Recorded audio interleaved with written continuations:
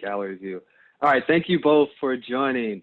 So just by way of background, my name is Lionel Foster. I'm the founder and the guy who runs the essay competition, the Baldwin Prize at Baltimore City College High School. And Clara is one of our winners this year, so congratulations, Clara. Thanks. That's very excellent. So what I'm doing is I've picked the top essayists, and yeah, usually we would have an award ceremony in person, and there'd be pizza for about 100 people, and you could invite a guest, but of course we can't have any big gatherings right now. But I thought maybe a decent consolation prize would be my interviewing some of the essayists and their interviewees, and then making that video available for, we have there were 250 students who participated this year, and there are 550 people on the Baldwin Prize newsletter list, and we'll put it all on the Baldwin Prize website and make sure people know about the great work you did. So just to get going, so Clara, you get this assignment in school, and it probably doesn't sound like other assignments, and you're told you have to interview someone else and get them to tell you a story about a moment when they felt really cared for. So what were some of your first thoughts when you got the assignment? Did it sound like it would be something easy to do, or maybe something difficult to get done? So, well, my grandmother has a lot of stories, and she tells me them a lot. So she immediately popped into my head as someone that I could interview. So, I mean, it seemed like it would be hard to actually get it onto paper, but I knew the person I would go to get the ideas from.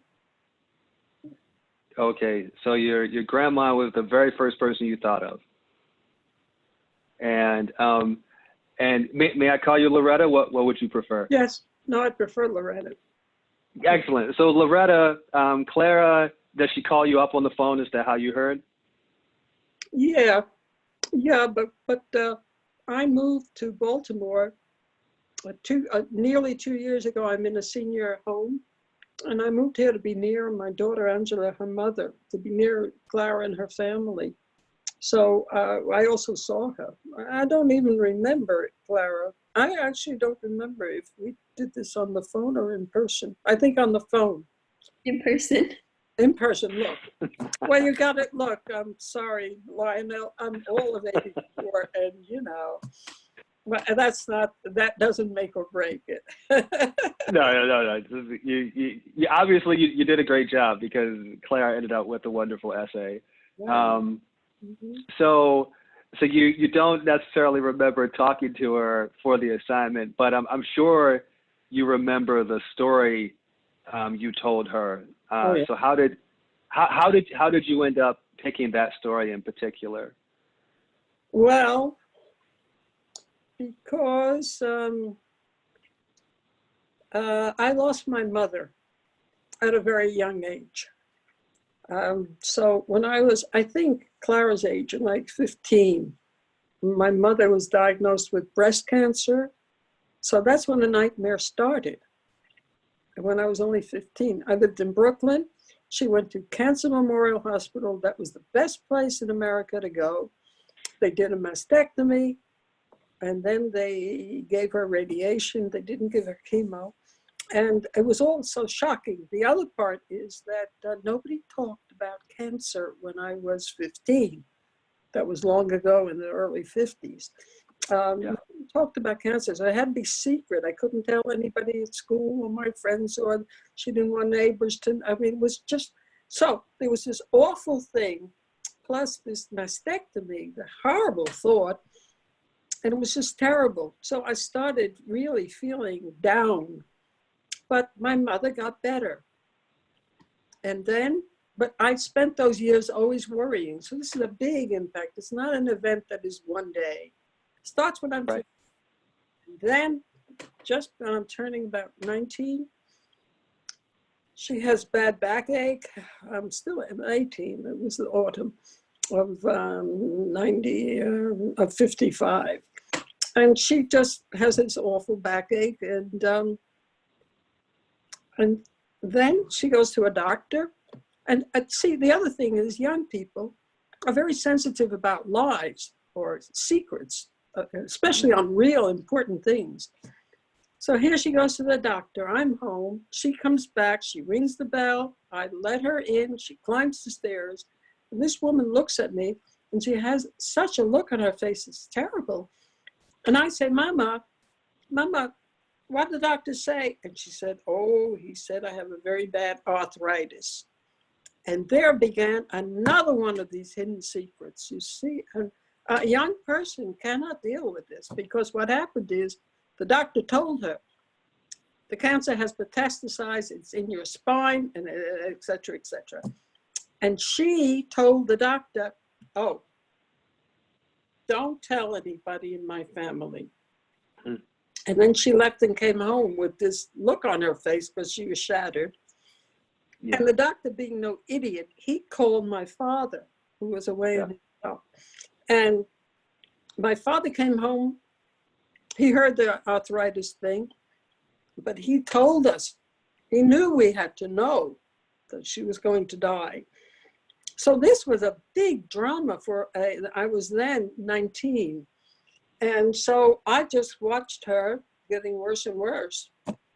And I can't think of anything in my life that was as bad as that. So when she asked me, and then when my mother died, my father comforted me, and then the girl came back.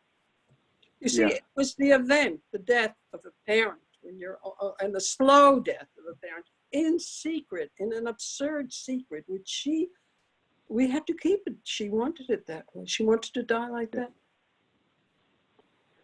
Yeah, I'm so sorry.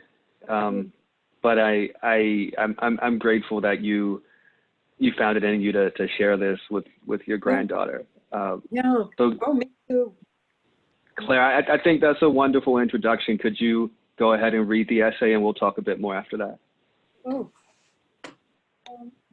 I would be your mother. Those were the words that my grandmother heard when she was at her worst. The words that guided her and saved her from falling into darkness. The words that will forever be burned into her mind as a symbol of the deepest love and compassion she ever received. Sorry, 1 second, Claire. Could you just speak just a little bit louder so the audio picks it up? My grandmother Loretta grew up in Brooklyn, New York with her sister Frances and her two loving parents, Dorothy and Herman. Her mother cherished and cared for her, wishing her goodbye as she headed off to school each day. When my grandmother would walk in the door coming home, she could always smell the savory scent of her mother's cooking, wafting through the house, a symbol of her mother's undying love. One day, when Loretta returned home from school, her mother was not there. She found out later that her mother had been diagnosed with breast cancer and was in the hospital for testing. As time passed, she gradually got better, but suddenly began to convalesce and became extremely sick again. My grandmother, in her disoriented teenage brain, decided that she needed to be prepared for when her mother passed away and needed to learn how to live without a mother. She wanted to be able to shove her feelings away when they came, to not fall apart when her mother died, so she began to train herself to live independently. Little did she know that independence was not as easy to obtain as she thought, and when the moment came, this death would alter her entire course of life. One morning, my grandmother was home alone with her mother, and suddenly her mother began to shake, clenching her heart. She tossed and turned, gasping for breath in her pain. Sirens shrieked around my grandmother, and the flashing blue and red lights were blurred by her tears. She watched doctors surround her mother under the neon glow of fluorescent lights. Laying on a bed, her mother's eyes slowly slid open. The heart attack had stopped, and my grandmother's mother began to heal. Her breathing steadied, and her bloodshot eyes slowly curled open and closed. After being tested and deemed all right, her mother was sent home. In the evening, though, it began again. It happened so fast that no one could help her. My grandmother watched it happen, frozen in place. She saw her mother die and could not stop it. Tears streaming from her bloodshot eyes, she slowly picked up the phone and listened to it ring. Her father and sister soon crashed through the door, frantically shouting and sobbing. Her father hurried upstairs to the bedroom, his loud footsteps booming on the hardwood ground, and yelled, sie ist tot, which means she's dead in Yiddish. Everyone was devastated. Dorothy had been such a bright soul, and she was taken from the earth far too soon. My grandmother's father was miserable, but he knew that his children mattered more than his sadness, and he needed to care for them as his wife had. So he took them downstairs to the living room, sat them down, and hugged them. He looked into their eyes, red from crying, held their faces in his hands, and whispered, "I will try my best to be your mother and your father." At first, hearing those words, my grandmother's teenage mind did not quite understand them. She believed that she was ready to live without a mother, that she had prepared herself enough and didn't need her father to do that for her. She could cook, she could clean, and she could wash up, but that was not what motherhood was. A mother is a loving soul, a person that watches over her children, raises them up to soar, and catches them when they fall back down. Eventually, my grandmother began to understand this, to see how much her mother mattered to her, and how irreplaceable she was, and she began to miss her mother more and more. Looking back, my grandmother is touched by the caring, gentle words her father told her. Her father grew up with nothing. He was a poor immigrant and barely had enough money for food, but this just made him appreciate the world more. It made him generous and loving, and turned him into the man that cared for her. He held her close and comforted her when he was in pain, and wiped away his tears to catch hers. He put his feelings and overwhelming emotions aside to cherish and care for her. These words now touched my grandmother's heart, and she understood how kind her father was to have the generosity to save her when she was in pain. He shone through as her angel, a glowing savior, and swooped her back up to the skies. The compassionate words that my grandmother was told that day are ones that she has and always will forever remember. I will be your mother. Wow, thank you for reading that. Loretta, what's it like to hear your story as explained by your granddaughter? Well, to have it put in words, to have her know the story, that's what really is important to me. But as a typical, well, she's the youngest of my granddaughters. She's 15. I have 5 granddaughters, no grandsons. She's the youngest.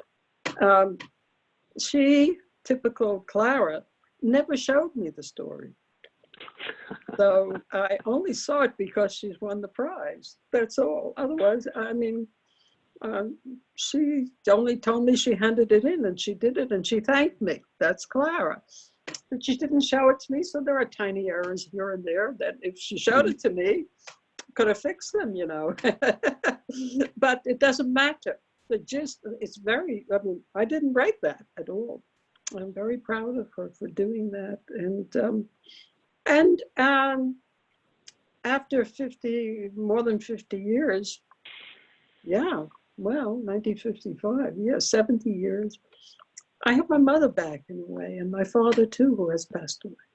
It's a lovely thing. I'm happy that she thought of me. Clara, it sounds like was this the first time you heard this story from your grandma? And if so, what was it like to hear that? Yes, this was, well, so I had heard like things that sort of went around the story, but I hadn't heard this story exactly. And so it was like definitely a little different from the stories she usually tells me. It was definitely like deeper a little, I think. And it kind of, I mean, it showed me like more about her and how she, like what happened around her when she was growing up. Yeah. Loretta, it sounds like you maybe saw your dad differently, or he showed up for you differently after your mom passed. Could you talk about how your relationship with your dad changed? Oh, it became very, very close. Very, very close. I mean, I told him everything, definitely. And he became, well, he was a very understanding guy. And he also kind of knew what kind of a daughter he had there. And so, for example, when I did things, I applied and got the Fulbright to go at age 20, finished Brooklyn College and went to Australia on my own. He let me do that, even though he understood how dangerous and scary the whole thing could be. He let me do that. And also, I mean, amazing things. For example, when I came back, I went and did a master's at MIT. And in my class, I fell in love with one of the students. And we got engaged. And I was Jewish. My father was a Jewish family, my mother, Jewish family, and all that. And here I am getting engaged to an Italian from Venice I'm a fall-away Jew and he's a fall-away Catholic. And my father let it go. And years later, I said to him, Dad, how come? I mean, my sister made an enormous scene about this, saying, I am the voice of our dead mother. You cannot marry an Italian Catholic. And Dad, you didn't do that.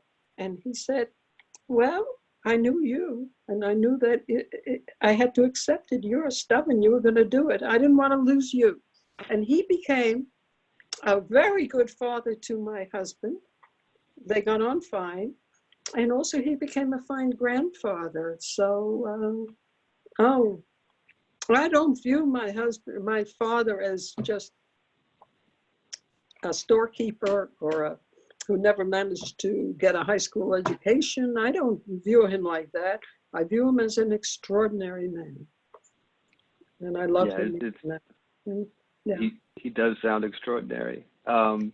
I'm struck, Loretta, by something you said early on about how terrible it is when young people, they know secrets are being kept from them, information they really need, and how it can be really devastating. And it seems to me that what you share with Clara is exactly the opposite of that. Instead of keeping a secret, it's just being incredibly open. So I wonder, did your experience having information kept from you help make it so that you were more willing to share things with people? Well, Lionel, I'm no saint. I am no saint. And yes, I've shared and told my children things, but you know, that Fulbright in Australia, after I finished the year in Sydney, I took 5 months to go home. And I was traveling. I didn't have much money. I was traveling alone through Asia because I was interested in Asia. So I was 2 months in India. Lionel, incredible things and dangerous things happened. I never told this to my children till they were nearly 30. I didn't want them to repeat the dangerous stuff I did when I was young. So there are things I told, and there are things I did not tell. So, well, so Clara, it sounds like if you wanted to, you've got plenty more stories you can get from your grandmother. Clara, I wonder, do you feel you know your grandmother just a little bit better after sharing this experience? Definitely. I feel like every story she tells me like makes me get to know her better, and this like showed me like another part of her. So yeah. Nice. Well, Loretta, I'm just incredibly grateful for your generosity with Clara and by extension with all of us. And Clara, once again, you really did a phenomenal job. So you will hear from me within the next few days with more good news. And I hope so. Thank you. Thank you, Lionel. Thank you very much. Thank you. All right. Have a great day. Okay. Bye. Bye-bye.